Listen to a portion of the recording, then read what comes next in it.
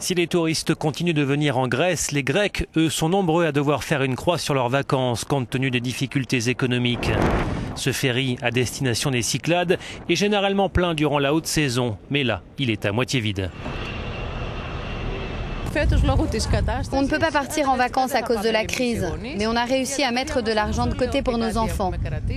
Donc eux vont pouvoir profiter de l'été. La hausse de la TVA est un frein supplémentaire pour les vacanciers à court d'argent. Les tickets de ferry pour les îles ont augmenté en moyenne de 2 €. Le capitaine Giannis Calavros s'inquiète de la faible affluence. Si on compare par rapport à la même période de l'an passé, le nombre de passagers est en baisse de 40%.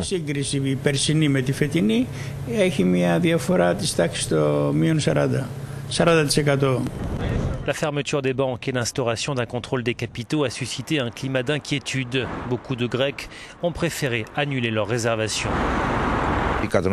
Les consommateurs ont eu peur, ils étaient terrifiés. Ils devaient décider entre voyager ou rester chez eux pour faire attention à leur argent. Ils ont choisi de rester chez eux. J'ai peur que l'on soit obligé de licencier du personnel, étant donné les pertes enregistrées durant la haute saison, qui est notre principal revenu.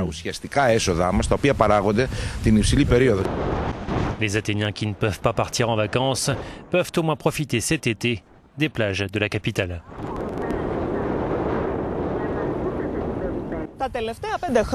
Lors des 5 dernières années, la crise économique a réduit les périodes de vacances en Grèce au seul mois de juillet et d'août, explique notre correspondante à Athènes. Juillet étant perdu, le secteur du tourisme espère une reprise pour la période de Noël afin de combler les lourdes pertes.